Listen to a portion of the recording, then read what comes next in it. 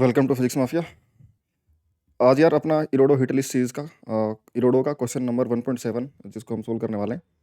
Question में given है motion in plane 2D river boat problem का एक सवाल है ये। इसमें क्वेश्चन में गिवन है कि two swimmers leave point A on the bank of river to reach point B lying right across the other bank. यानी कि ये मान लो ये रिवर है, तुम्हारी रिवर पर एक साइड में ये पॉइंट ए है, उसके जस्ट अपोजिट एक पॉइंट बी है। यहाँ पर पहुंचने के लिए दो स्विमर एक साथ चलना स्टार्ट करते हैं। उसमें दोनों के अलग अलग पाथ दे रखे हैं। One of them crosses the river along the straight line A B. एक तो ऐसा स्विमर है कि जो ए से बी तक सीधा चलता है, यानी कि उसकी नेट वेलोसिटी ए से बी की तरफ ही रहती है, तो वो तो सीधा जाता है।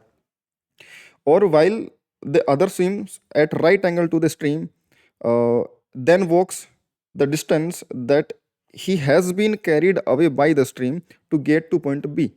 इन लाइन्स का मीनिंग क्या है? इन लाइन्स का मीनिंग यह है कि while the other swims at the right angle to the stream, दूसरा वाला जो मैन है या फिर पर्सन स्विमर है वो स्ट्रीम के परपेंडिकुलर स्विम करता है। तो वो स्विम इधर करना चाह रहा है परपेंडिकुलर डायरेक्शन में, यानी कि उसके स्विम करने की डायरेक्शन ये है। बट क्योंकि उसके पास रिवर का फ्लो भी होगा, रिवर भी तो उसको अपनी डायरेक्शन में लेके जाएगी फ्लो करवा करके, तो उसकी रिजल्टेंट वेलोसिटी कुछ इस तरफ होगी। क्योंकि वो अगर पानी रुका हुआ रहता तब वो इस तरफ स्विम कर सकता था, बट क्योंकि पानी फ्लो कर रहा है तो पानी अपनी डायरेक्शन में भी उसको लेके जाएगा, तो वो इस वेलोसिटी और इस वेलोसिटी का रिजल्टेंट कोई वेलोसिटी उस स्विमर के पास निकल के आएगी। तो इस वजह से वो इस स्ट्रीम की वजह से जो वो आगे चला गया, ये बोल रहा है ना, distance that he has been carried away by the stream. Stream की वजह से जो डिस्टेंस वो आगे गया है, इतना आगे गया है, बी पे पहुंचना था, इसको चल पहुंचना था बी पे था, उसकी वजह से वो जिस पॉइंट पे पहुंचा वहां से चल कर आ रहा है बी की तरफ। तो to get to the point P वो वॉक करके आता है, यहाँ से सी से बी तक वापस वॉक करके आता है और फिर बी पे पहुंचता है। तो ये बोला कि what was the velocity you, ये स्पीड यू कितनी होनी चाहिए of his walking if both swimmer reach the destination simultaneously, ताकि जितने टाइम में ये यहाँ से यहाँ तक कैसे पहुंच रहा है वो उतने टाइम में यहाँ पे जाएगा और फिर यहाँ पे चल के यहाँ फिर आ जाए। उस सिचुएशन के लिए, उस कंडीशन के लिए यू की वैल्यू कितनी होनी चाहिए, हमसे पूछा गया है। अब ये बोला कि the stream velocity V naught जो दे रखी है, स्ट्रीम की वेलोसिटी यानी रिवर वेलोसिटी जिसको हम बोलते हैं वी आर, वो वी नोट दे रखी है, रिवर की वेलोसिटी वी नोट दे रखी है। And the velocity V dash of each swimmer with respect to water, यानी कि velocity of swimmer with respect to river, velocity of man with respect to river, या velocity of boat with respect to river जो हम लिखते हैं, वो हमें we dash दे रखा है और वी डैश की वैल्यू बोल रखी है 2.5 किलोमीटर पर आवर है। तो पहले और दूसरे केस को हम अलग अलग देखते हैं कि क्या क्या हमें गिवन है और किस तरीके से हम अप्रोच करेंगे। फर्स्ट सिनेरियो में ये दे रखा था कि उसकी रिजल्टेंट वेलोसिटी परपेंडिकुलर डायरेक्शन में आ रही है, तो वो परपेंडिकुलरली इस डायरेक्शन में मूव करेगा। अगर रिवर की वेलोसिटी वी नॉट इधर है, नेट वेलोसिटी इधर आने के लिए देखो रिजल्टेंट वेलोसिटी किस किस का होगा, एक तो वो विद रेस्पेक्ट टू रिवर कितनी स्पीड से दौड़ सकता है, कितनी वेलोसिटी से जा सकता है, साथ में रिवर की वेलोसिटी, वो दोनों मिलकर के उसको नेट वेलोसिटी देंगी। जैसे कि हम ट्रेन में चलते हैं, ट्रेन भी चल रही है और ट्रेन के अंदर हम भी चल रहे हैं, तो रिजल्टेंट वेलोसिटी तो दोनों के वेक्टर एडिशन से ही आएगा ना, कि नेट किधर जा रहा हूँ। अगर ट्रेन के डायरेक्शन में जाऊंगा तो मैं ग्राउंड वाले इंसान को तेज चलता हुआ देखूंगा, अपोजिट चलूंगा तो ट्रेन मुझे आगे ले जाना चाह रही है, मैं पीछे आ रहा हूँ तो मेरी नेट स्पीड कम हो जाएगी, इस तरीके से। तो ये वही वाली चीज़ है कि नेट स्पीड जो रहेगी, नेट वेलोसिटी जो रहेगी, रिवर की वेलोसिटी, ये जो रिवर की वेलोसिटी होगी वो तो अलोंग द रिवर ही होगी, उसको तो कोई बदल नहीं सकता। ये रिवर की वेलोसिटी इस तरफ है मान लो, नेट वेलोसिटी इसके परपेंडिकुलर आनी चाहिए, ये रिजल्टेंट है। अब दो वेक्टर्स का रिजल्टेंट इधर आ रहा है, यानी कि दोनों उसके अलग अलग साइड में रहेंगे, क्योंकि दो वेक्टर्स के बीच में कहीं ना कहीं उनका रिजल्टेंट बनता है। तो अगर रिवर की वेलोसिटी इस तरफ है तो दूसरा वी एम आर हमें सीधा सीधा पता है, क्योंकि नेट इधर है उनका, तो वी एम आर को इधर होना पड़ेगा ताकि इन दोनों का जो रिजल्टेंट है वो इस तरफ आ सके। यानी कि अप स्ट्रीम की तरफ उसको दौड़ना पड़ेगा ताकि परपेंडिकुलर डायरेक्शन में पहुंच जाए। और ये मान लो कि इस परपेंडिकुलर लाइन से एंगल थीटा पर फिर वो स्विम करना चाह रहा है, तो ये रिलेटिवली इधर स्विम करना चाह रहा है, लेकिन रिवर की वेलोसिटी उसको नेट ऐड होकर के और नेट वेलोसिटी परपेंडिकुलर कर दे रही है। अब नेट वेलोसिटी परपेंडिकुलर होने के लिए क्या है कि नेट वेलोसिटी जिन एक्स डायरेक्शन 0 होनी चाहिए। एक्स डायरेक्शन में जो नेट वेलोसिटी होगी ना दोस्त, वो क्या बनेगा कि जो हॉरिजॉन्टल कंपोनेंट है इस वेलोसिटी का, इस वेलोसिटी का हॉरिजॉन्टल कंपोनेंट जैसे अगर मैं बनाना चाहूँ तो हॉरिजॉन्टल कंपोनेंट जो बनेगा इस डायरेक्शन में, वो कितना बन जाएगा, वी डैश साइन थीटा बनेगा कि नहीं बनेगा। अगर ये V dash sine theta, V dash sine theta इधर वाला इस वी नोट के बराबर हो गया तो एक्स में नेट वेलोसिटी 0 हो जाएगी। ये क्यों कर रहे हैं हम, ताकि एक्स में नेट वेलोसिटी 0 हो जाए और नेट परपेंडिकुलर वो मूव कर पाए, ऐसा हो जाए। इस कंडीशन के लिए हम ऐसा चाह रहे हैं, ठीक है।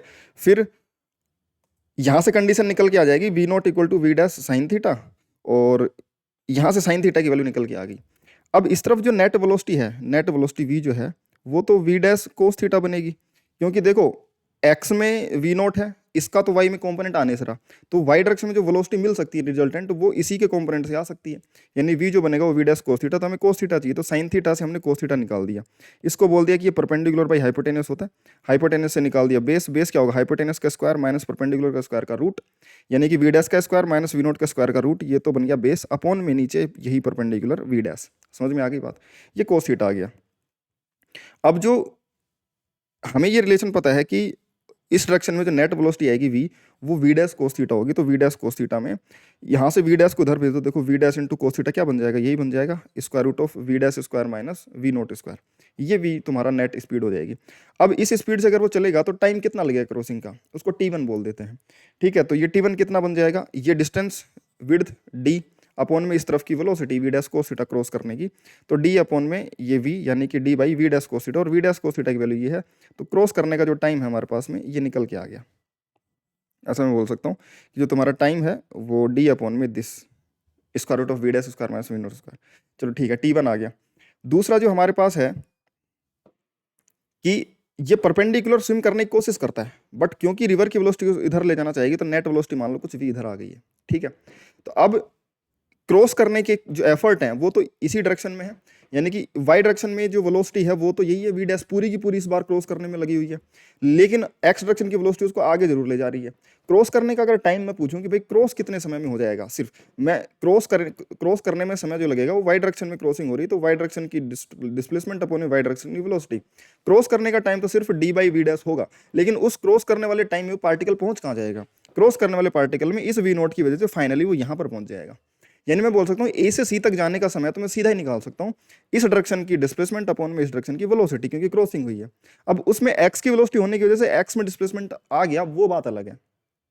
समझ में आ गई क्या बात, तो एक तो टाइम ये लगेगा क्रॉस करने का, साथ में यहां से चल के यहां भी तो आएगा, ये टोटल टाइम होगा बी पर पहुंचने का।